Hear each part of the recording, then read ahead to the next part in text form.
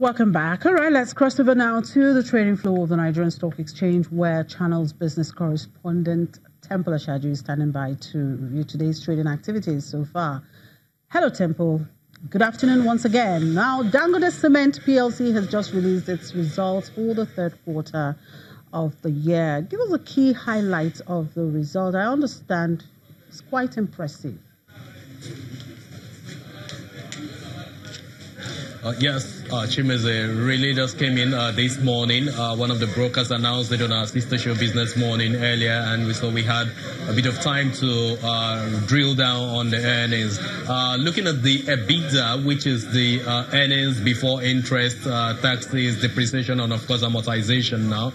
In terms of group analysis of the performance, they came in marginally higher, 0.7%, mainly because of the contributions that we saw from the Nigerian operation. And although that came as well with a bit of negative effect, but if you look at the non-Nigerian operation, that had less contributions towards the performance. So it was the Nigerian operation that contributed massively to the kind of earnings that we saw in Dangote Cement for this time. We know that there was a bit of net profit lower by some 8% year on year now in terms of group performance of the company now, and we have a revenue growing at some 6% year on year, and that's of course as a result of a 10% increase in sales that we saw. Sales was really up by some 10% in terms of the volume that we saw for the group, but that's for the 9-month analysis. If you narrow down to the quarterly analysis of the company of Dangote Cement, you see that in Q3, the gross margin was 130 basis points lower, but that's as a result of the impact that the non-Nigerian operation, that's the whole offshore business contribution now, that's as a result of the kind of impact it had on the company. That was why it was dragged down by 130 basis points. That's 1.3%. Operating expenses marginally rose by 256 basis points, and of course we saw that there was a bit of net finance costs rising by some 10%. Now that's as a result of the kind of expenses that we had to get from Nigeria. Generally, it's a good to go performance for traders.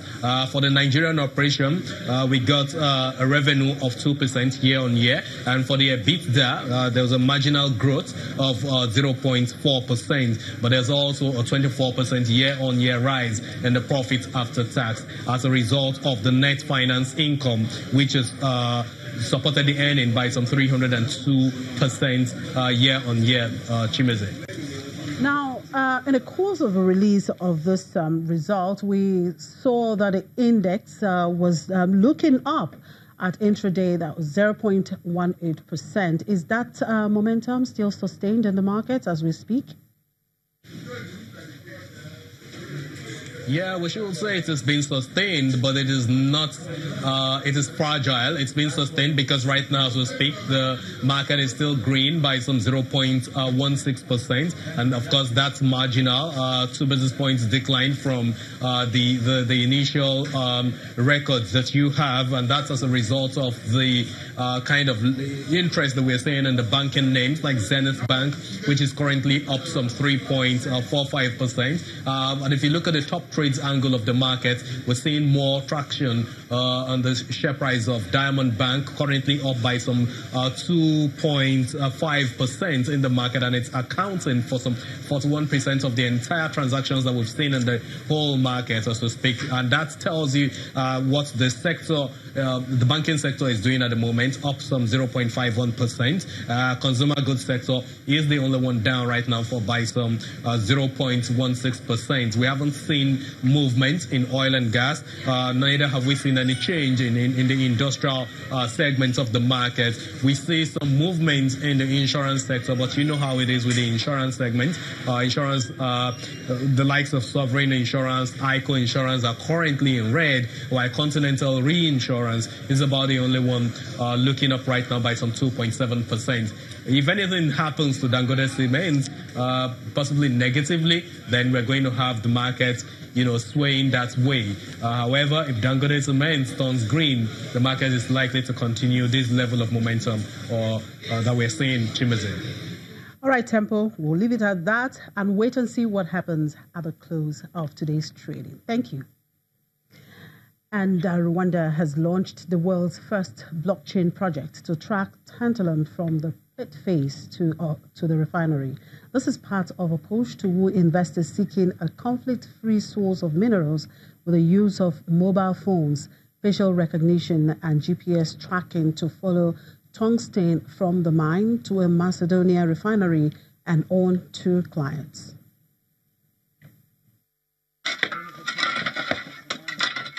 The project is a work of Circular, a British startup specialized in blockchain and power resources group, which has mining and refining operations in Rwanda and Macedonia. It's also seeking to fight off allegations its resources are being blended with smuggled minerals that can be used to fuel conflict in neighboring Democratic Republic of Congo. The technology behind cryptocurrency, blockchain, enables the creation of a shared database of transactions maintained by a network of computers on the internet, making it harder for anyone to tamper with than separately held records. The system, however, is extraordinarily simple. You literally just have to click one button on a telephone. So anyone who's certified within the mining system, just like we have specific jobs, if you're a mining foreman or a technician or a team leader, if you're the person in charge of traceability, then you're trained in that system. So it's a very simplistic system to use. If there's no data, then as soon as the data connects later on in the day, it will upload in batch. Okay. Powell said that since he first came to Rwanda in 2015, he had heard constant criticisms on traceability for minerals. The Rwandan government is seeking to harness its mineral wealth to boost its economy, still recovering from the genocide of 1994. Rwanda has demonstrated without a doubt that the minerals coming from Rwanda are conflict-free, and that's not questionable whatsoever. But now what we are looking at is how to continue to demonstrate that with a solution that is cost-effective, that is efficient, and that is adopting also modern technologies that are consistent with how the rest of the world are doing this. Mining companies, which increasingly struggle to win investor confidence as a pursuit of opportunities drive them into high-risk territory, are exploring the potential of blockchain to mitigate any dangers. Powell said PRG was determined to be an agent of change, with Circular using GPS tracking and facial recognition to help prevent any corruption of the system. It also compares the amount of each batch of mineral put into a refinery from sealed bags with the end product. So security tags are put on bags of material, and those security tags are created by the company themselves. It's free. But the security tag is created only for a particular point in the life cycle. So in this case, these tags have been created for this particular mine site and can only be used here. So the only point where they can be added into the blockchain is here at the mine site where they were intended for. In the mining sector so far, blockchain has been used by Anglo-American unit De Beers to monitor diamonds to help to guarantee they are free from conflict or child labor. Projects are also on the way to track cobalt used in batteries. But critics of blockchain say, like any other monitoring system, it's only as good as the data entered into it. And that's it on the program. Thank you very much for watching. I'm Chimeze Obi Iwago.